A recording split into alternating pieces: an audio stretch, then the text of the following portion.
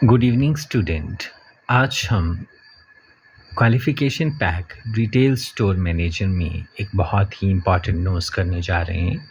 अगर आपको मेरी ये वीडियो पसंद आए तो प्लीज़ मेरे चैनल AKM मैनेजमेंट क्लासेस को लाइक, शेयर एंड सब्सक्राइब ज़रूर करें। आज जो हम नोट्स करने जा रहे हैं वो है optimise inventory to ensure maximum availability of stock and minimise losses. As everybody knows, inventory जो है सबसे इम्पॉर्टेंट फैक्टर है स्टॉक को मैनेज करने के लिए, तो उसी के ऊपर थोड़ा सा ये नोस बेस्ड है। तो सबसे पहले स्टार्ट करते हैं एलिमेंट से। इसमें 4 एलिमेंट हैं total. The first element is define stock level as per market trend and consumptions. Element 2, monitor receipt and dispatch of goods. Element 3, maintain stock records. And element 4 is coordinate stock take cyclical count. Now element 1 जो है define stock level as per market trends and consumptions। इसमें एक ही performance criteria है, that is maintain, confirm and implement the following as per seasonality and market trends. Stock level like average stock level, reorder level, inventory budget, purchase procedures। तो start करते हैं PC1 से, पर before PC1 start of PC1 हम देखते हैं quantity of goods A business keep in inventory based on 2 की factors. कोई भी बिजनेस, रिटेल बिजनेस जो है, जो गुड्स की क्वांटिटी कितनी रखनी है, इन्वेंट्री की क्वांटिटी कितनी रखनी है ना, ये 2 फैक्टर्स पे डिपेंड करती है। सबसे पहला है मार्केट ट्रेंड्स। मार्केट ट्रेंड्स में हम बात करेंगे तो मार्केट ट्रेंड्स में सबसे जो फैक्टर्स हैं जो इफ़ेक्ट करते हैं, दैट इज़ करंट कंज्यूमर या कस्टमर प्रेफरेंसेस, कि कस्टमर की क्या प्रेफरेंसेस हैं किसी पर्टिकुलर प्रोडक्ट को। सीजनल डिमांड कैसी है, लाइक सीजनल डिमांड की अगर बात करेंगे हम तो उसमें आ जाएगा लाइक सर्दियों में वूलन क्लोथ्स एंड गर्मियों में लाइक कॉटन के क्लोथ्स, है ना। इस तरह से other products also. Competitors action, competitors किस तरह की प्रमोशन कर रहा है, किस तरह के ऑफर्स, डिस्काउंट, प्रमोशनल टूल्स का यूज़ कर रहा है, कॉम्पिटिटर्स क्या कर रहा है अपनी सेल्स को इंक्रीज़ करने के लिए। देन प्रोडक्ट पॉपुलैरिटी, प्रोडक्ट का ब्रांड नेम कैसे है, अवेयरनेस कैसी है जो भी कस्टमर है मार्केट में। इसके अलावा मार्केट ट्रेंड्स के अलावा consumptions is also another factor, जिसमें सेल्स वॉल्यूम, कि मार्केट में कोई प्रोडक्ट कितने सेल्स वॉल्यूम के साथ बिकता है, मतलब उसका सेल्स कितना होता है ये फैक्टर्स इफ़ेक्ट करते हैं। नाउ PC1 स्टार्ट करते हैं। Maintain, confirm and implement the following as per seasonality and market trends. A stock level like average stock level, reorder level, inventory budget and purchase procedures. तो सबसे पहले हम बात करते हैं maintain, confirm and implement the following as per seasonality and market trends. अगर हम देखें इन्वेंट्री की बात, तो stock level should not stay same throughout the year, कि कभी भी जो स्टॉक लेवल है वो थ्रू आउट द ईयर जो है वो सेम नहीं रह सकता है। इसका रीज़न ये है कि लाइक वूल है या कॉटन की बात करें, वूलन क्लॉथ्स की बात करें, तो देखिए उसकी डिमांड जैसे सर्दियाँ प्रोसीड करेंगी तो वैसे उसकी डिमांड जो है इंक्रीज़ कर जाएगी। वेयर एज समर्स जैसे जैसे आएगा तो कॉटन्स की डिमांड जो है ज़्यादा बढ़ जाएगी। ठीक है। सो स्टॉक लेवल जो है एक तो सीजनैलिटी के ऊपर भी चलता है ना। उसके अकॉर्डिंगली हमें मेंटेन, कंफर्म और इम्प्लीमेंट करना पड़ता है हमें, कि किस तरह का स्टॉक हमें मेंटेन करके रखना है। सेकंड पॉइंट आता है what quantity is required and then implement the stock accordingly, कि हमें कोई जो स्टॉक है किस क्वांटिटी में चाहिए। जैसे हमने मार्केट ट्रेंड्स और मार्केट ट्रेंड्स के बारे में स्टडी किया या सीजनैलिटी के बारे में स्टडी किया, है ना, तो उसके ऊपर भी डिपेंड करता है कि हमारा स्टॉक लेवल भी किस तरह से हमने उसको मेंटेन करके रखना है। मार्केट डिमांड्स, जैसे हमने पहले भी करती है कि मार्केट में क्या किसी प्रोडक्ट की किस तरह की डिमांड है, लाइक सेल्स वॉल्यूम बहुत ज़्यादा है ना, तो उसी हिसाब से हमें मार्केट में इन्वेंट्री को मार्केट के लिए इन्वेंट्री को मेंटेन करके रखना पड़ेगा। Then maintain average inventory level according to budget. कहीं ना कहीं दूसरा इम्पॉर्टेंट फैक्टर ये भी है कि हमें बजट के इन्वेंट्री को बजट के अकॉर्डिंग भी मेंटेन करना पड़ता है। अब क्या है, इन्वेंट्री जो है बहुत ही ज़्यादा हाई लेवल की नहीं रखनी है मेंटेन करके, या बहुत ही लो नहीं रखनी है, बिकॉज़ अगर हाई होगी तो उससे होल्डिंग कॉस्ट जो है वो बढ़ेगी और चांसेस ऑफ वेस्टेज होने के भी हैं। मान लो कि हमारे मार्केट में पास्ट ईयर 5 ईयर्स का और 1 ईयर का करंट ट्रेंड था कि कॉटन क्लॉथ्स बहुत अच्छे से चलते थे, है ना?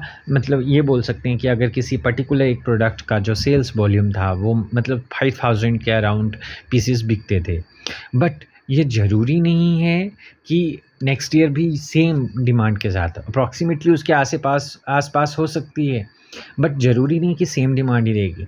या तो एक्सेप्शनली अगर लो चली जाती है ना? या सीज़न जो है मान लो कि 5000 से आप एक्सेस में मंगवा के रख लेते हैं इन्वेंटरी में वो पर्टिकुलर आइटम्स, तो हो सकता है देखिए जितनी जो है शॉप फ्लोर पे आएगी वो तो ठीक है, जितनी बिकेगी वो भी ठीक है, बट एक्सेस में अगर मंगवा ली है, कोई अदर प्रोडक्ट्स नहीं मंगवाए हैं जिसकी रिक्वायरमेंट भी रहती है, तो वो कहीं न कहीं होल्डिंग कॉस्ट जो है उसकी इंक्रीज़ होगी और चांसेस ऑफ वेस्टेज भी रहते ही हैं उस केस में, ठीक है? सो जो फैक्टर्स हैं मेंटेन, कन्फर्म एंड इम्प्लीमेंट में सीज़नैलिटी और मार्केट ट्रेंड में सबसे पहले हमने बात करी inventory level according to budget, कि बजट के अकॉर्डिंग ही इन्वेंटरी लेवल को मेंटेन करके रखना है, right? Now too little stock leads to stock out and loss sales. अगर बहुत ही कम रखेंगे हम स्टॉक को तो कई बार क्या होता है जो मार्केट डिमांड है जो है उससे कम होगी तो कहीं ना कहीं हमारी सेल्स जो है लोस्ट होगी और स्टॉक आउट की प्रॉब्लम रहेगी। Average stock level should match the budget approved by the management. जो एवरेज स्टॉक लेवल है ना किसी भी पर्टिकुलर आइटम्स का या प्रोडक्ट का, वो जो मैनेजमेंट ने अप्रूव किया है उसके अकॉर्डिंग होना चाहिए। अभी हम बात कर रहे हैं फॉलो द परचेज प्रोसीजर। अब परचेज किस तरह से फॉलो होगा, तो कंपनी के कुछ एसओपीज़ इसके लिए बने हैं, स्टैंडर्ड्स बने हैं, उन्हीं स्टैंडर्ड्स को फॉलो करते हुए हमें कोई आइटम्स जो है परचेज़ करनी है। सबसे पहले उसके लिए जो कॉमन स्टेप्स हैं वो मैं यहाँ पे बता रहा हूँ कि आपने रिक्वेजिशन ऑर्डर रेज़ करना है कि हमें कितनी क्वांटिटी में कोई पर्टिकुलर आइटम्स और प्रोडक्ट चाहिए। फिर कंसर्न अथॉरिटी जो है उसका अप्रूवल लेना है। उसके बाद हमें वेंडर सिलेक्ट करना है और उसके साथ नेगोशिएट करने हैं, टर्म्स एंड कंडीशंस पे नेगोशिएट करना है। उसके बाद एग्रीमेंट करना है और ऑर्डर को प्लेस करना है। जब वेंडर के यहाँ से हमें रिसीव होगा गुड्स, जो भी गुड्स मंगवाए हैं हमने, तो उसको चेक करना है ना? अपनी इन्वेंटरी में उसको ऐड ऑन करने से पहले, राइट? सो हर कंपनी का एक अपना प्रोसीजर रहता है, उसके सिलेक्टेड वेंडर्स रहते हैं, उसी से हम परचेज़ कर सकते हैं। एलिमेंट 2 में हम बात कर रहे हैं monitor receipt and dispatch of goods की। इसमें परफॉर्मेंस क्राइटेरिया सेकंड है, record and control the following: ageing of product, vendor norm about the stock return and damages, credit period offered by the vendors, D price cover policy offered by the vendor, E reverse logistic policy of the organisation viz vendor policies. तो इस PC2 को अब हम cover up करेंगे। PC2 में सबसे पहले हम बात करते हैं एजिंग ऑफ प्रोडक्ट की। तो एजिंग ऑफ प्रोडक्ट का मतलब क्या है कि उसकी पर्टिकुलर प्रोडक्ट की शेल्फ़ लाइफ कितने दिन के बाद वो एक्सपायर होगा। जनरली हमारे जूसेस हैं या ready to eat food materials हैं तो उनकी एक शेल्फ़ लाइफ होती है। तो हमें रिकॉर्ड क्या करना है, ट्रैक करके रखना है शेल्फ़ लाइफ, उसकी एक्सपायरी डेट, उसका इनवर्ट कब हुआ था, मतलब आया कब था हमारे पास, है ना? और इसकी एजिंग रिपोर्ट मेंटेन करके रखनी है। कंट्रोल क्या करना है, सबसे पहले हमें कंट्रोल प्रोसेस में इसके लिए फीफो या फैफो मेथड यूज़ करना है, फर्स्ट इन फर्स्ट आउट या first expiry first out method use करना है। रन रेगुलर स्टॉक ऑडिट, हमें रेगुलरली स्टॉक ऑडिट करना है कि कोई ऐसा प्रोडक्ट तो नहीं है जो एक्सपायरी होने के कगार पे है ना? जो भी आइटम्स नियरली एक्सपायरी आइटम होने वाली हैं उनको कब तक हम वेंडर के साथ जो एग्रीमेंट है उसके अकॉर्डिंग कब तक रिटर्न कर सकते हैं या कब तक हमें वो सेल्स जो हैं वो क्लियर करनी है ना? सो इसके ऊपर हम इस तरह से हम कंट्रोल कर सकते हैं ageing of the product. Now vendors norms about stock return and damages. So vendor के क्या नॉर्म्स हैं स्टॉक रिटर्न एंड डैमेजेस के लिए? सबसे पहले रिकॉर्ड में क्या लेना है? Maintain vendor agreement file with terms on stock return. तो वेंडर का जो एग्रीमेंट है उसकी एक पर्टिकुलर फाइल मेंटेन करो, उसमें देखो कि उसकी क्या टर्म्स एंड कंडीशन है स्टॉक रिटर्न को लेकर, रिप्लेसमेंट ऑफ डैमेजेस या डिफेक्टिव अलाउंसेस जो हैं उसको लेकर क्या टर्म्स एंड कंडीशन सेट हुई हैं, हमारे साथ नेगोशिएट हुई थी, है ना? और जो भी आप क्लेम रेज़ करते हो, सेटल करते हो, उसका भी रिकॉर्ड रखना बहुत ज़रूरी है। नाउ कंट्रोलिंग में क्या होना चाहिए कि इंश्योर करना है कि all damage expiry stock is documented. जितना भी डैमेज्ड और एक्सपायरी स्टॉक है उसको डॉक्यूमेंट करके रखो विद प्रूफ, ठीक है? उसको actual settlement with vendor norms to avoid revenue leakage, कि ताकि हमें कोई भी किसी भी तरह का कोई नुकसान ना हो। तो जब हम सेटलमेंट कर रहे हैं वेंडर के साथ तो उसको कंपेयर करना है कि हाँ, आपके पास कितना प्रोडक्ट था, कितना हमने सेल आउट किया और कितना जो है एक्सपायरी हो चुका है। जो भी टर्म्स एंड कंडीशंस वेंडर के एग्रीमेंट फाइल में होंगी उसके अकॉर्डिंग। Now the next point is credit period offered by the vendor, कि वेंडर कितना क्रेडिट पीरियड ऑफर करेगा इसके बारे में। सो रिकॉर्ड क्या करना है? So note down the credit days for each vendor, कि कितने डेज में हमें क्रेडिट पेज करनी है ना? हर वेंडर के लिए एक वेंडर मास्टर फाइल बना के मेंटेन रखनी है डिजिटली और मैनुअली, ठीक है? और उनका क्या अकाउंट्स का क्या सिस्टम है, क्या ट्रैकर चला हुआ, कितना हमें रिटर्न करना पड़ा है, कितना हमें उनसे लेना है एंड इस सभी का हिसाब किताब हमें रखना है। नाउ कंट्रोलिंग प्रोसेस में यहाँ पे है मॉनिटर करना है ड्यू डेट्स, क्रेडिट की ड्यू डेट्स क्या हैं, है ना? परचेज साइकिल क्या है, कैश फ्लो कैसा है ना? लेट पेमेंट के ऊपर क्या पेनल्टी क्लाउज था, नेगोशिएशन को लेकर क्या चीज़ें, negotiation extended credit where possible, जहाँ पे नेगोशिएट हो सकता है वहाँ पे नेगोशिएट करें क्रेडिट्स को लेकर। तो इस तरह से कंट्रोलिंग प्रोसेस हो सकती है। Now price cover policy offered by the vendor, price cover policy किस तरह से ऑफर की गई है एग्रीमेंट में, ये भी मेंशन रहती है। सो रिकॉर्ड क्या करना है? Capture if vendor protect against price fluctuation, कि वेंडर जब प्राइस की फ्लक्चुएशन होती है, या तो हाई हो जाता है या लो हो जाता है, तो क्या वेंडर जो है प्रोटेक्टेड है हमारा, है ना? मतलब जो एग्रीमेंट में टर्म्स एंड कंडीशंस है, क्योंकि जो एग्रीमेंट होगा उसमें ये टर्म्स और कंडीशन क्लियरली मेंशन होंगी कि उस केस में क्या करना है। सो जो भी डेबिट और क्रेडिट नोट्स इशू हो रहे हैं उसका रिकॉर्ड मेंटेन करके रखना है। नाउ कंट्रोलिंग में अगर हम बात करेंगे तो इसमें क्या है? मैच करंट स्टॉक प्राइस, जो करंट स्टॉक प्राइस है ना? और जो वेंडर की रिवाइज्ड वेंडर लिस्ट आई है ना? उसके अकॉर्डिंग मैच करके देखना कि क्या डिफरेंसेस हैं, क्या वेरिएशंस हैं, है ना? अगर कोई जो है आपने पेमेंट कर रखी है हाफ द पेमेंट और जो डाउन हो गई है, प्राइसेस डाउन हो गए हैं, तो क्लेम प्राइस का जो डिफरेंस है, जो अनसोल्ड स्टॉक आपने वापस करना है, रिटर्न करना है, जो पर्टिकुलर प्रोडक्ट का पॉलिसी पीरियड है उसके लिए आपने ध्यान रखना है, उसका रिकॉर्ड मेंटेन करके रखना है। Now reverse logistic policy of organisation as vendor policy.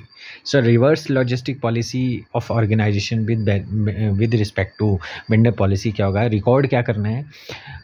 जो भी आप रिटर्न करते हो उसको क्या करना है आपने, जो भी आप रिटर्न करते हो उसका डॉक्यूमेंटेड प्रोसेस रखना है, कंपेयर करना है कि वेंडर के एक्सेप्टेंस नॉर्म्स क्या हैं उसके अकॉर्डिंग। कंट्रोल अगर बात करें तो smooth flow of goods back to the vendor, कि वेंडर के पास स्मूथली वो गुड्स जो हैं वापस चले जाएं, जो भी डिस्प्यूट है वो मिनिमाइज रहे, है ना? टाइम लाइन्स के अकॉर्डिंग काम करना है।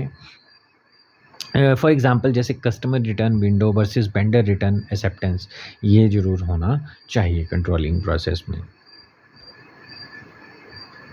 बात करते हैं एलिमेंट 3 की, मेंटेन स्टॉक रिकॉर्ड, कि हम स्टॉक का रिकॉर्ड कैसे रख सकते हैं। तो इसमें PC3 है maintain accurate record of stock throughout the bought and sold. PC4 record cost during stock movement.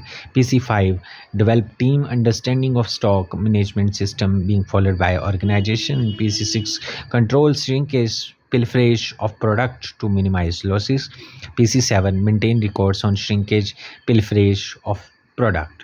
So one by one हम इन ये जो टोटल 5 पीसीस हैं अंडर एलिमेंट 3 इनको हम डिस्कस करेंगे। Now start with the PC3।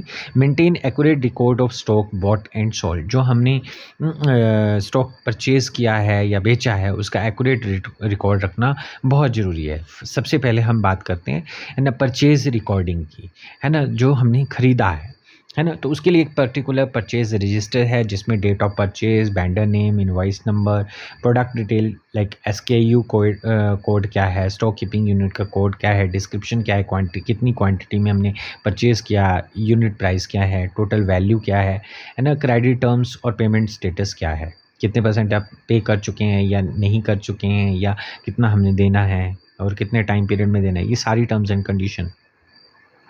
Stock inward note में हम बात करते हैं verify good received against purchase order, है ना, और जो वेंडर की इनवॉइस है, जो परचेज ऑर्डर दिया है, उन सभी चीज़ों को हम क्या करते हैं, नोट डाउन करते हैं, मैच करते हैं, और किसी भी तरह की शॉर्टेज या डैमेज होता है तो उसको सेपरेटली रिकॉर्ड किया जाता है।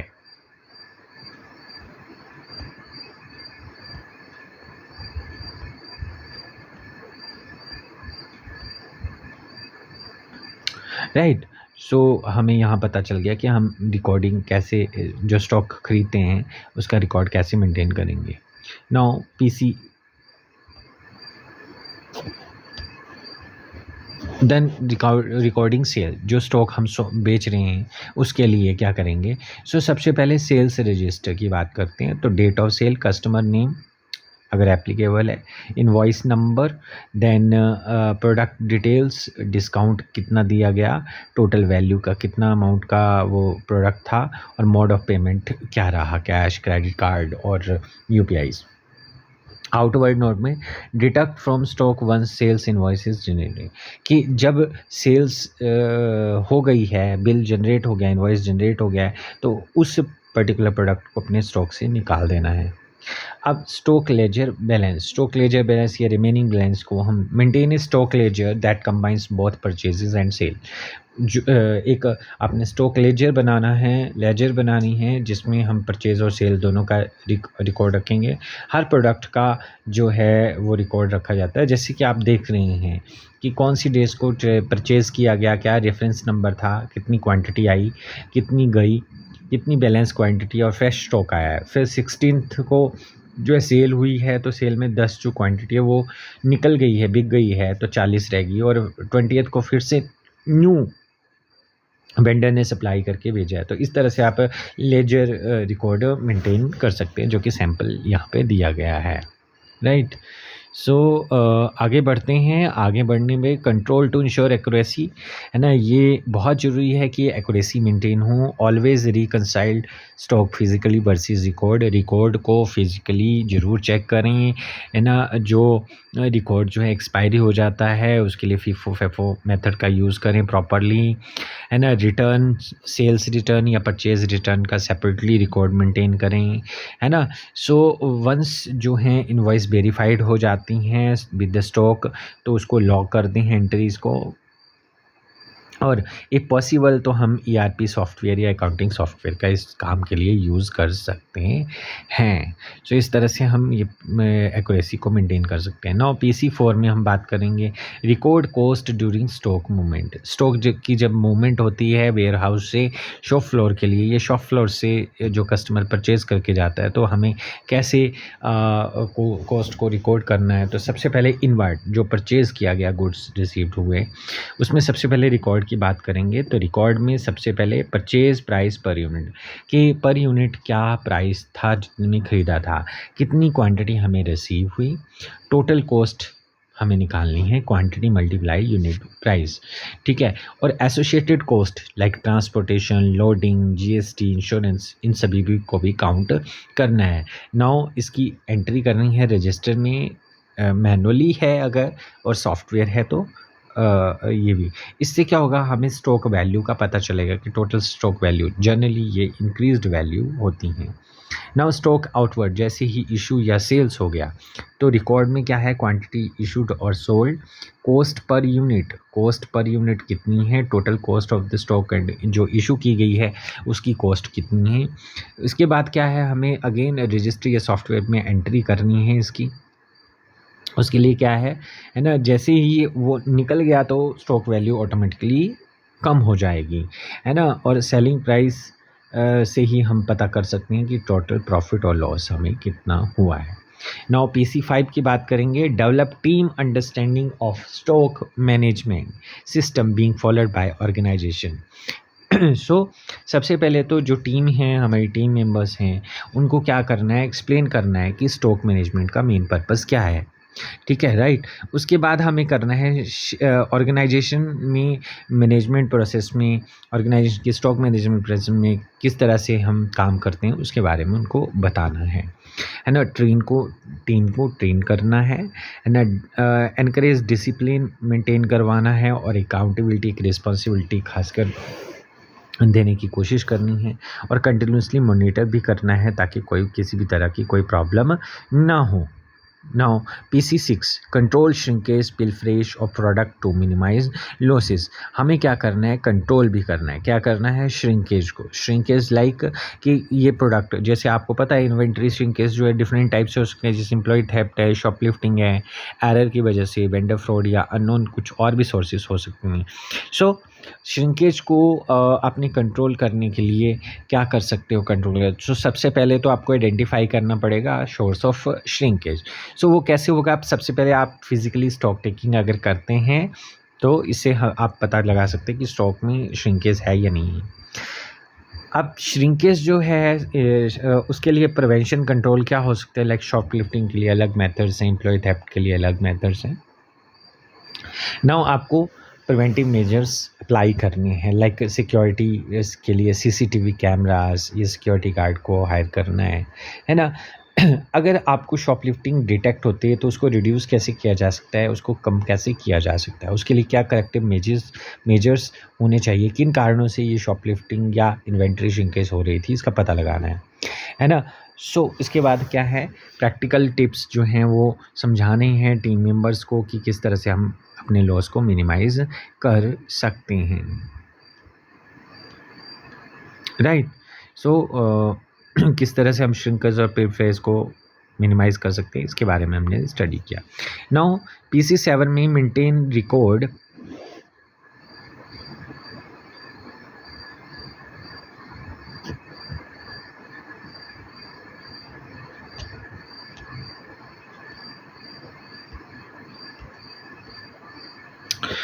ऑन श्रिंकेज, पिलफ्रेज और प्रोडक्ट, सॉरी थोड़ा सा टेक्निकल ग्लिच था।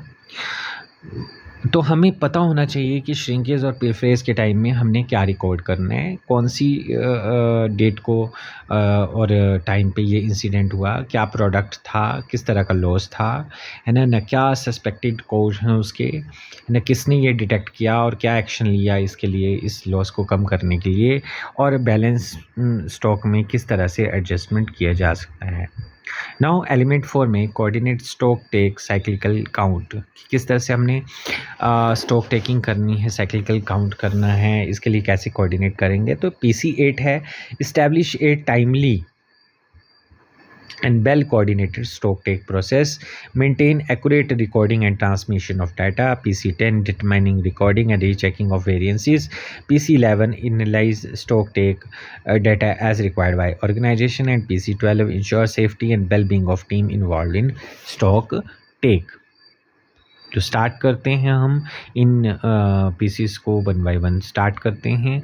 सो एलिमेंट 4 में ही हमारे पास PC8 है, establish a timely and well coordinated stock take process. उसके लिए क्या है, टाइमली और well coordinated stock take process के लिए सबसे पहले हमें प्लान आउट करना पड़ेगा स्टॉक टेक प्रोसेस कब करनी है, किस टाइम पे करनी है, कैसे करनी है, सो दैट कि कोई उस ड्यूरेशन में कोई अदर वर्क ना निकले।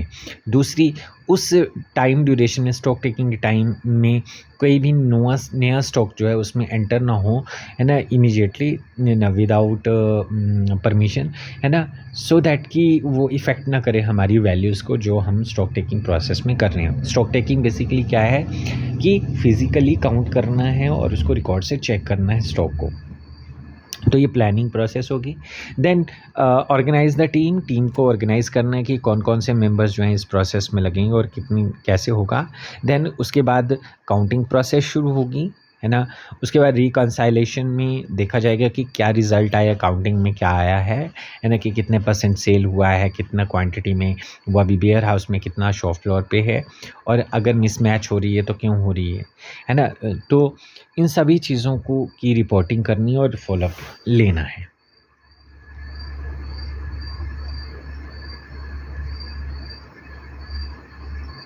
नाउ PC9 है maintain accurate recording and transmission of data. अब जो एक्यूरेट रिकॉर्डिंग की गई है और ट्रांसमिशन कैसे करना है डेटा का, उसके लिए एक्यूरेट रिकॉर्डिंग ऑफ डाटा कैसे होगा, यूज स्टैंडर्ड फॉर्मेट, जो भी ऑर्गेनाइजेशन के द्वारा फॉर्मेट सेट किए गए होंगे वो यूज़ करनी है। रियल टाइम अपडेट करना है, कोई नहीं अपनी मर्जी से करना है, और क्रॉस वेरीफाई करना है actual record available with the physical count को मैच करने की कोशिश करनी है। Now accurate recording of data में डिफाइंड चैनल्स, कौन से चैनल्स के थ्रू ये प्रोसेस होगी, है ना, डिजिटल टूल्स के थ्रू होगी या मैनुअली होगी, और क्लियरली रिस्पॉन्सिबिलिटी का पता होना बहुत ज़रूरी है।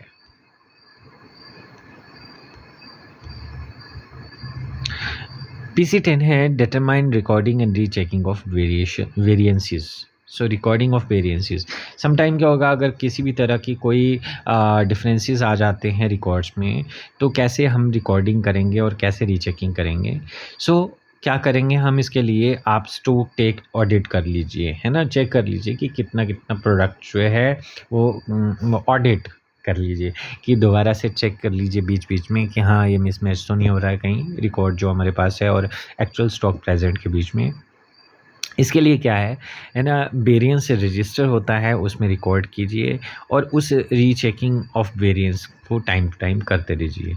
अब रीचेकिंग ऑफ वेरिएंस कैसे होगा, दोबारा से काउंट कीजिए ताकि कहीं गलती से हमसे छूट तो नहीं गया था कोई प्रोडक्ट काउंट करने से, या कहीं जैसे फॉर एग्जांपल कोट अपैरल्स हैं तो वो कहीं ट्रायल रूम में तो नहीं थे रखे हुए कस्टमर ने, ठीक है। देन चेकआउट डॉक्यूमेंट्स, एरर को फाइंड आउट करने की कोशिश कीजिए, और लास्ट में सुपरवाइज़र से वेरिफिकेशन ज़रूर करवाइए, लॉग कीजिए एंट्रीज़ को।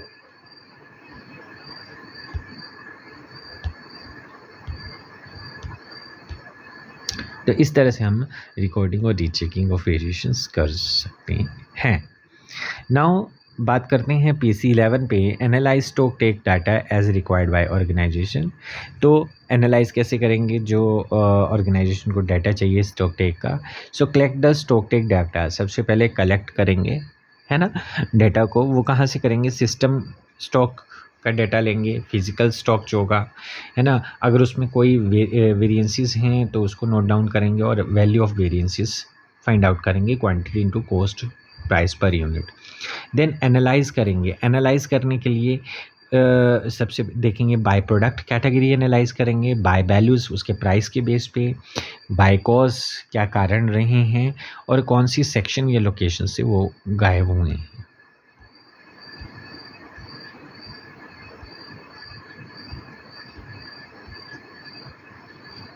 नाउ इसके लिए की परफॉर्मेंस इंडिकेटर जो हैं वो हैं श्रिंकेज परसेंटेज, जो कि निकाली जा सकती है value of variances divided by total stock value. Pilferage versus damage percentage निकाली जा सकती है, और अब accuracy percentage physical stock divided by system stock multiplied by 100 किया जा सकता है।